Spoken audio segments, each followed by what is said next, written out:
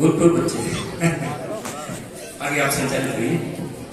चरण धूलि जिनकी पाने को अंबर तक झुक जाता है, सिद्ध शिला पर बैठे प्रभु से जिनका सीधा नाता है, वर्तमान के वर्तमान की छवि में जिनमें पाती हूँ, ऐसे गुरुवर विद्यासागर को मैं अपना शीश झुकाती हूँ, ऐसे गुरुवर विद्यासागर को मैं अपना शीश झुकाती हूँ।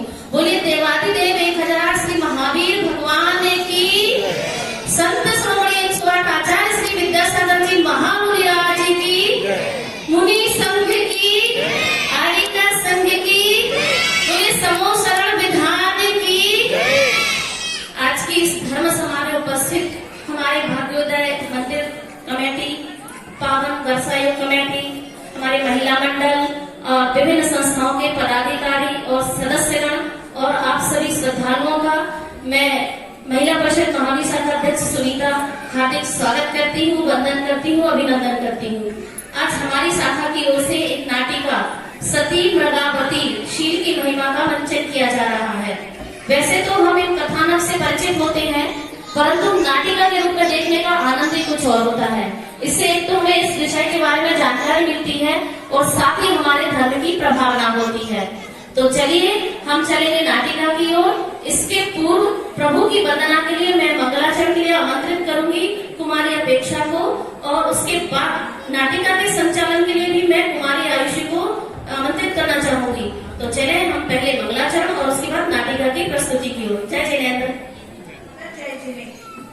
यह नाटिका है महारानी मृगावती की, जिन्होंने अपनी शील की रक्षा करते हुए जैन धर्म में सती का दर्जा प्राप्त किया। तो आइए आपको लेकर चलते हैं कौशाम्बी नगरी। नाटक के पूर्व रानी मृगावती के बारे में आपको बताते हैं।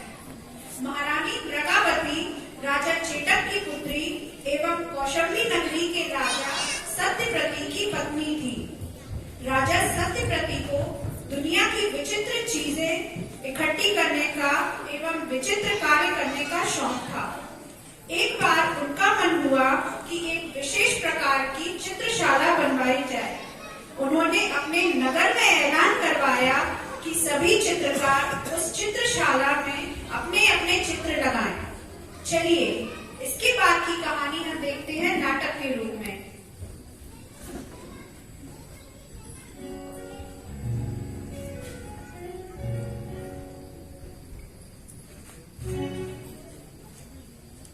मुझे महाराज से मिलना है। अरे तुम कौन हो? अरे तुम क्यों कौन हो और यहाँ कैसे आना हुआ? मैं कौशाम्बी नगरी का चित्रकार हूँ। मैं कैसे विश्वास कर लूं कि तुम चित्रकार में निपुण हो?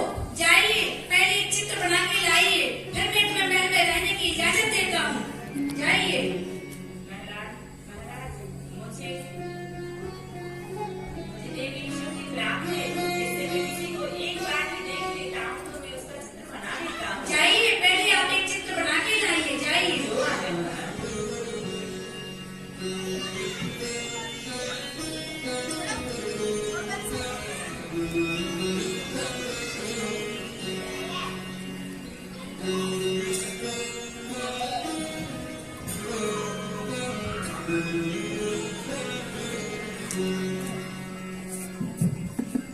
महाराज प्रणाम।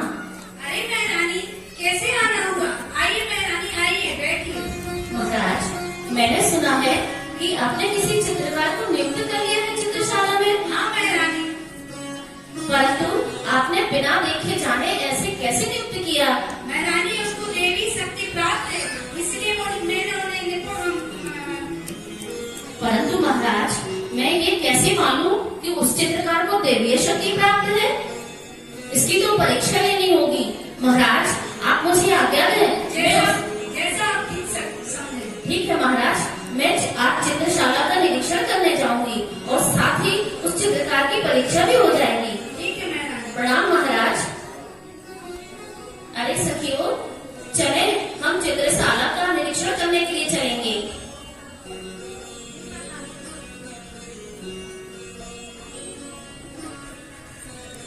देखो पुष्पा, महाराज ने तो बहुत भव्य चित्रशाला का निर्माण करवाया है।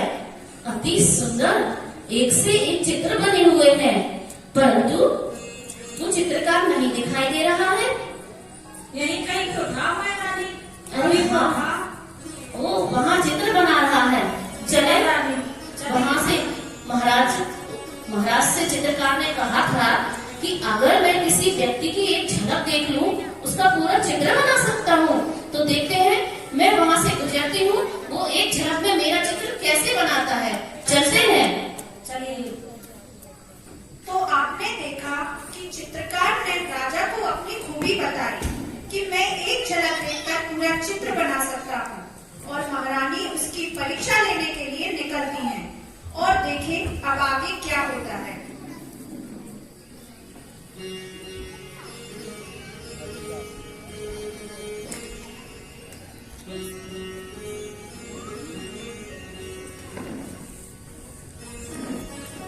राम महाराज, देखिए महाराज ने चित्र बना के लाया हूँ।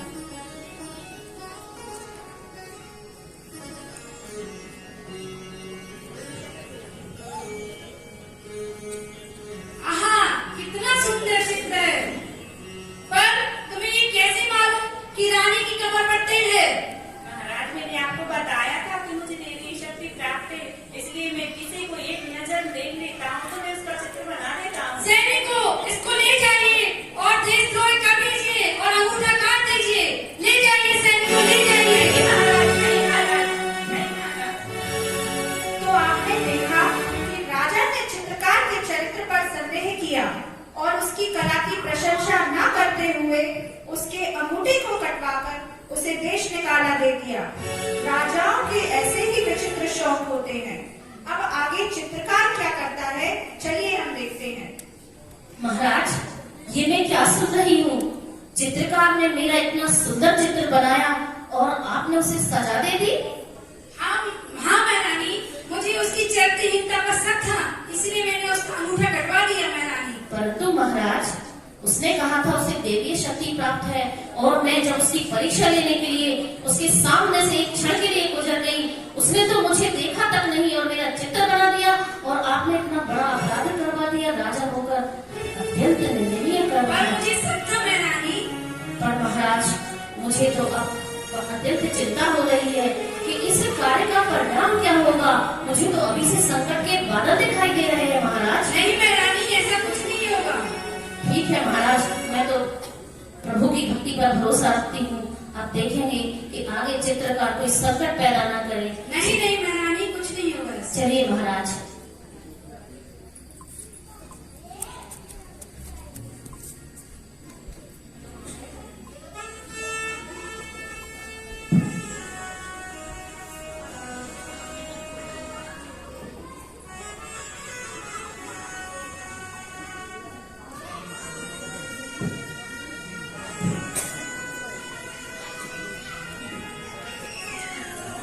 भूर्भुवस्वः स्वाहा, ॐ भूर्भुवस्वः स्वाहा, ॐ भूर्भुवस्वः स्वाहा, ॐ भूर्भुवस्वः स्वाहा, ॐ भूर्भुवस्वः स्वाहा, ॐ भूर्भुवस्वः स्वाहा।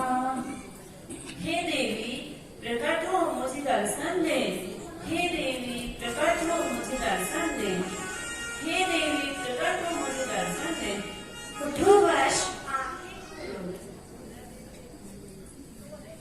प्रणाम देवी। तुम्हें क्या चाहिए? हे देवी, यदि आप मुझे वरदान देना ही चाहती हैं, तो कृपया आप मेरा अंगूठा वापस दे दें।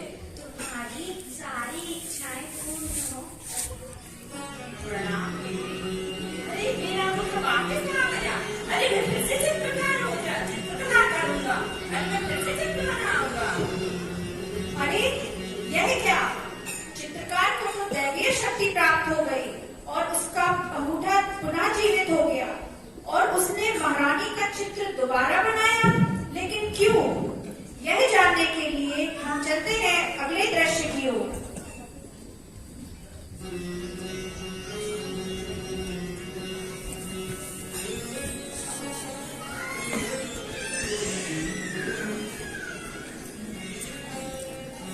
प्रणाम महाराज।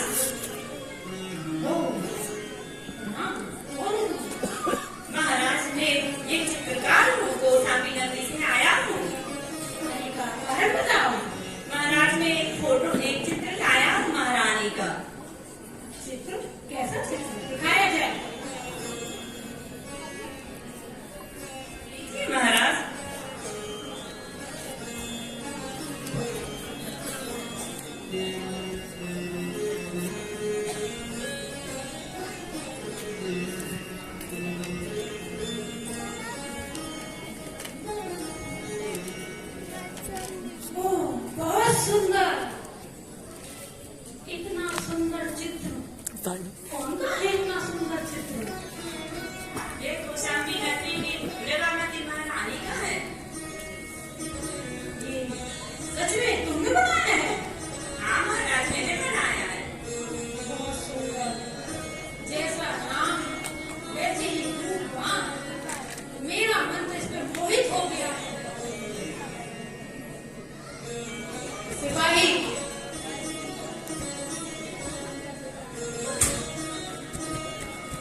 सिपाही, सुना नहीं? जी महाराज, इस चित्रकार ने मेरा दिल खुश कर दिया है। जाओ इसको इनाम दो। जी महाराज।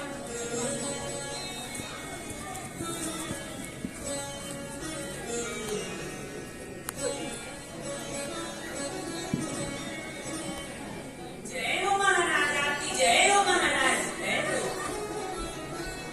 सिपाही, मेरा मन तो इस रूपवान में बहुत मोहित हो गया है। इस रूपवान महाराज को मेरी बहन की शोभा बननी चाहिए। मैं सच कह रहा हूँ ना?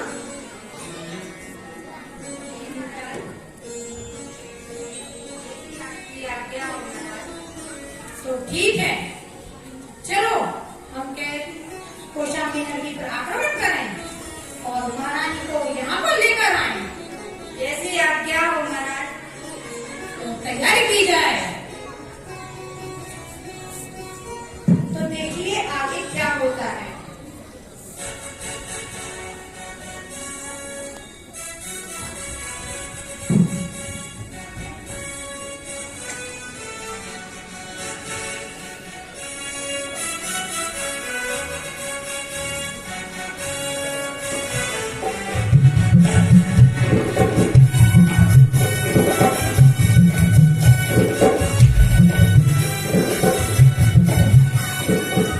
सिपाही, बंदी बना लो इस राजा को। बंदी गृह में ले जाकर बंद कर दो। राजा चित्रप्रदोष रानी मृगावती का चित्र देखकर मोहित हो जाता है और उसे पाने के लिए कौशाम्बी नगरी पर आक्रमण कर देता है। अब देखते हैं रानी मृगावती के जीवन में कैसा संकट आने वाला है। ओह, राजा तो उन्होंने बंदी बना लिया। अब मुझे रानी के पास जाना है। कहाँ है रानी? मेरी सपनों की रानी कहाँ है? रानी मृगावती, रानी मृगावती। इस महल में किसकी जरूरत हो गई जो इस महल में प्रवेश कर लिया? रानी मृगावती, साक्षात रूपवान। राजन, आप कौन हैं और इस तरह कैसे चले आ रहे हैं? मुझसे कोई प्रश्न न करो। नहीं राजन, आप इस तरह मेरे महल में आकर और मुझसे सवाल कर रहे हैं तो मैं तो आपसे सवाल कर ही सकती हूँ। हाँ, तुम्हें पूरा हक है। मैं पड़ोसी देश का राजा चित्ररूपवान हूँ। ओहो, क्या मेरे राजा युद्ध हार गए हैं? क्या आपने राज्य पर कब्जा कर लिया है? हाँ, बिल्कुल सही। मैं तुम्हारे रूप पर बहुत मोहित हो गया था। अब चलो मेरे साथ। राजन, मुझसे दूर रहना, नहीं नहीं मुझसे दूर रहना राजन, वरना मैं अपने प्राणों का घात कर लूंगी। नहीं रानी, ऐसा बिल्कुल नहीं करना। मेरा दिल नहीं तोड़ना। तो राजन, आप इसी वक्त शीघ्रता से महल से बाहर चले जाइए। ठीक है, बिल्कुल चला जाता हूँ, पर मैं वापस आऊंगा। तुम आप विचार करना मेरे इस प्रस्ताव पर। दासियों, तुम सब कहाँ चली गई हो? तुरंत महल में प्रवेश करो।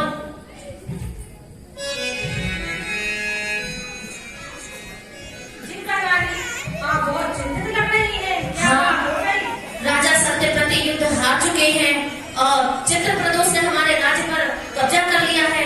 अब वो मुझे अपने महल में ले जाना चाहता है।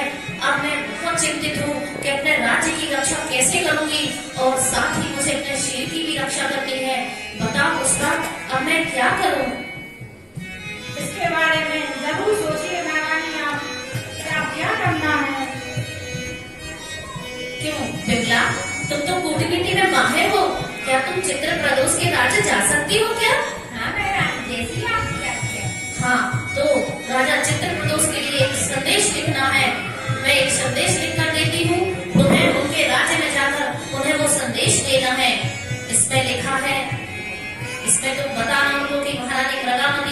संदेश भेजा है कि आपने उनके राजा को बंदी बना लिया है, उनका राज्य सोना है और उन्हें अन्य राजाओं से भय है। इसलिए आप उनके परकोटों को मजबूत बनाकर अस्त्र शस्त्र से सुसज्जित सेना से रक्षित कर दीजिए, तब महारानी आपके महल में आ जाएंगी। जाओ, शीघ्रता करो। क्या महारानी आप सच में चली जाएंगी? नहीं, मैं एक क्षत्राणी रानी हूँ। क्या मैं ऐसा कर सकती हूँ? मैं अपने प्राणों पर घात कर लूंगी, लेकिन अपने शील की रक्षा करूंगी। ये तो बस मेरी एक योजना का स्वरूप है। अब तुम आगे देखती जाओ मैं क्या करती हूँ। जैसी आपकी है। ठीक है, जाओ, शीघ्रता से कोई संदेश लेकर आओ। तो आपने देखा कि रानी ने अपने आप को किस तरह बचाया। राजा उस समय तो चला जाता है, परंतु रानी के मन में संदेह है कि वह पुनः आएगा, इसलिए वह योजना बनाती है। तो देखते हैं अब आगे क्या होता है। महराज की जय हो, महराज की जय हो। प्रभु, कहाँ से आई हो? मैं कौशाम्बी नगरी से आई हूँ। महारानी ने आपके लिए संदेश भेजा है। प्रेम संदेश है क्या? लीजिए महाराज।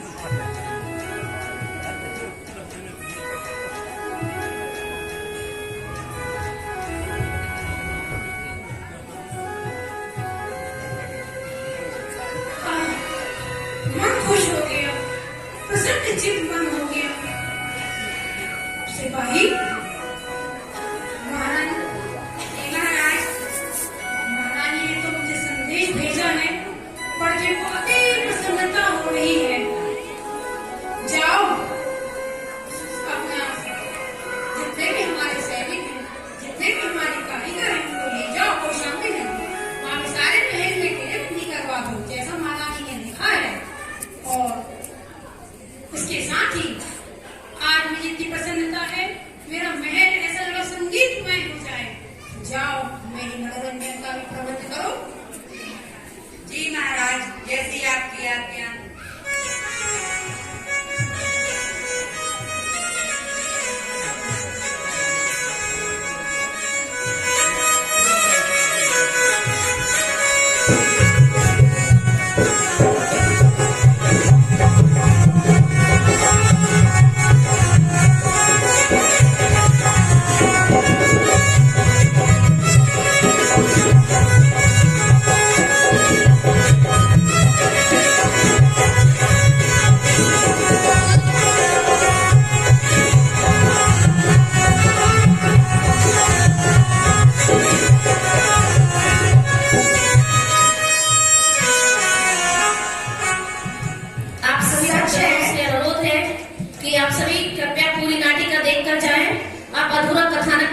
सती प्रगावती के बारे में नहीं जान पाएंगे।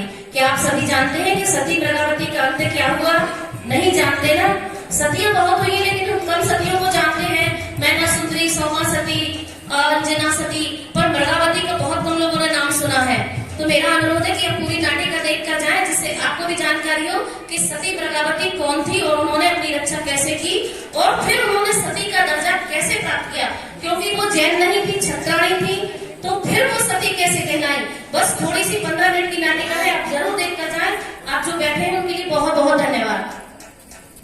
सच है, जब किसी चीज को पाना हो तो उसकी हर शर्त मानने के लिए व्यक्ति तैयार हो जाता है।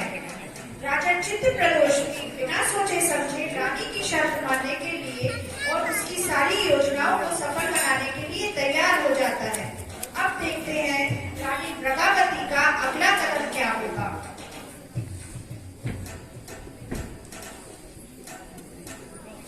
दासियों, मेरे महल का ध्यान रखना। अब हमारे राज्य के परकोटे मजबूत हो गए हैं और साथ ही हमारे पास अस्त्र शस्त्र से सुसज्जित सेना भी है। अब मैं जा रही हूँ अपना क्षत्राणी और पत्नी धर्म निभाने के लिए। तो मैं राजा सत्यप्रति को छुड़ाकर लाऊंगी, उसके बाद फिर देखते हैं क्या होता है।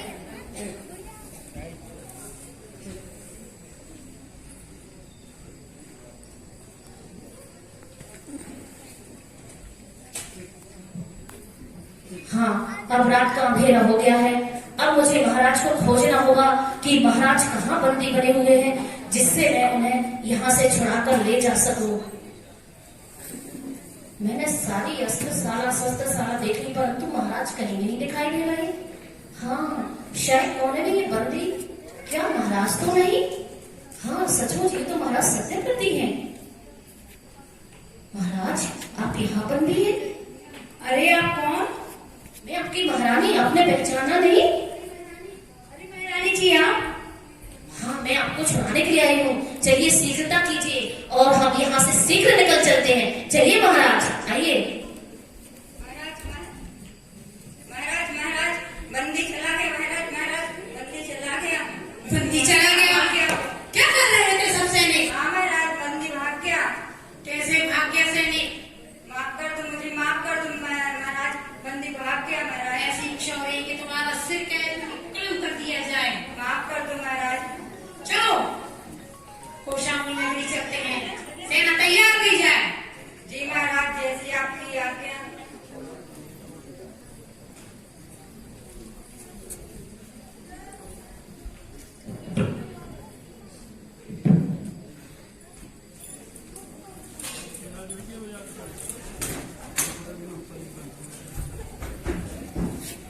इस प्रकार रानी ने अपनी चतुराई का परिचय देते हुए बहादुरी से राजा चित्रप्रदोष के चंगुल से राजा को छुड़ाया और चित्रप्रदोष ने पुनः आक्रमण किया, परंतु इस बार वह हारकर लौट जाता है। परंतु क्या यही अंत है? नहीं, इसके आगे की कहानी जानने के लिए हम चलेंगे नाटिका की ओर। महाराज, आज अपने राज्य के लिए कितना शुभ दिन है। आज मैंने अपनी योजना को पूर्ण रूप दे दिया है। अब हम आराम से रहेंगे अपने राज्य में, क्योंकि अब हमारे राज्य में कोई नजर उठाकर नहीं देख सकता है। हाँ महारानी, अब कोई नहीं देखेगा। राज की जय हो, रानी की जय हो। हाँ बताओ बेटा, कैसे आना हुआ? महावीर स्वामी का सम्मोहन आया है हमारी कौशाम्बी नगरी में। क्या ये महावीर स्वामी कौन है? ये जिन आत्मन है। और ये समोसरण क्या होता है? इस प्रकार दासी महारानी को समोशरण की महिमा बताती है। समोशरण में महावीर स्वामी चतुर्मुखी उपदेश देते हैं तथा चारों गतियों में जीव ग्रहण करते हैं। समोशरण के स्थान पर 6 नियमों के फल फूल एक साथ खिल जाते हैं, सभी रोग शोक दूर हो जाते हैं। यही है समोशरण की महिमा। वाह, कितना सुंदर वर्णन किया है। अब तो मुझे ऐसे लग रहा है कि कब मैं महावीर स्वामी के दर्शन कर लूं और समोसरण के दर्शन कर लूं। हाँ, महारानी कितना सुंदर वर्णन किया है इन्होंने। चलिए हम चलके समोसरण के दर्शन करते हैं। आइए महारानी। चलिए हम सब समोसरण के दर्शन के लिए चलेंगे। आइए महाराज।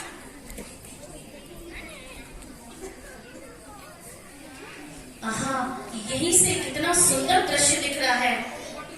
यही है क्या समोसरण? यही है, कितना सुंदर दृश्य है। और ये महावीर स्वामी, इनके चेहरे से कैसा तेज झलक रहा है। इनके तो दर्शन करने के पश्चात महाराज मुझे वैराग्य उमड़ आया है। हाँ महारानी, बहुत ही सुंदर समोसरण है। महाराज, अब तो मुझे इस संसार में नहीं रहना है। अब तो मेरा मन संसार से ऊब चुका है महाराज। ये आप क्या कह रही हो महारानी? नहीं महाराज, अब आप मुझे नहीं रोकेंगे। अब तो मेरा मन वैराग्य में लग गया है। अब तो मैं महावीर स्वामी की शरण में आई हूँ। और हे महावीर स्वामी, मैं आपसे निवेदन करती हूँ कि आप मुझे आर्य का दीक्षा प्रदान करें। हे स्वामी, मैं जैनेश्वरी दीक्षा ग्रहण करना चाहती हूँ। रानी प्रभावती की जय। समोसरण मंगल विधान की जय। तो आपने देखा कि रानी महावीर भगवान के शमो शरण में जाती हैं। वहाँ की भव्यता देखकर उन्हें क्षण भंगुर जीवन से वैराग्य उत्पन्न हो जाता है और वह वैराग्य धारण कर लेती है। सच है, जीवन का यही सत्य है। अपने जीवन को सफल बनाने के लिए, मोक्ष मार्ग को प्राप्त करने के लिए हमें धर्म की शरण में ही जाना पड़ता है। इस प्रकार रानी प्रभावती ने अपने जीवन को धन्य कर लिया और सती पद को भी प्राप्त किया। इस प्रकार यह कहानी यही समाप्त होती है। अंत में मैं आपका सभी पात्रों से आपने जिन पात्रों का अभिनय देखा है, कम से कम उनका 2 मिनट का परिचय जान के जाइए कि जिसने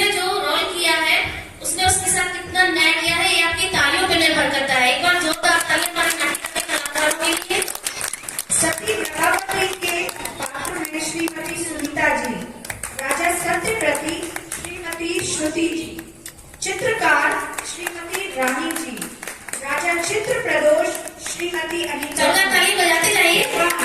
श्रीमती अनारी जी, सैनिक श्रीमती मिट्टी जी, सखी पुष्पा श्रीमती मुक्ता जी, सखी बिरला श्रीमती इंगी जी, नृत्यकार अनोखी अपनी और मंगलाचरण तुम्हारी अपेक्षा। बेटी किसी के भी किरदारों को मंच पे उतारना बहुत कठिन होता है और जो हमारी श्रीमती सरिता जी भी इसमें शामिल है, जयमलन की अध्यक्ष सुभाष नगर, और एक बेटी प्यारी सी जो देवी बनी हुई है। क्या नाम है बेटी आपका? गुनगुन। इनको मैंने अभी तुरंत ही तैयार किया था, बहुत अच्छा अभिनय किया इस बेटी ने, इसके लिए जोरदार तालियां।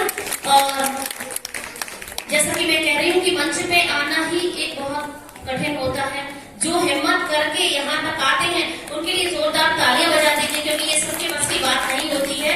और अंत में मैं आप सभी का बहुत बहुत आभार व्यक्त करती हूँ, हमारी संगीत मंडली का, हमारे भाग्योदय तीर्थ परिवार का, और आप सभी जो अंत में इतने भक्त बैठे हुए हैं, सचमुच आप जय भक्त है, क्योंकि आपने सारी कथा को जाना। अब आपसे कभी कोई कहेगा कि सती नागावती कौन थी, तो आप गर्व से कह सकती है कि 36 कवियों ने जयधन को अपनाया, दीक्षा ली और सती को प्राप्त किया।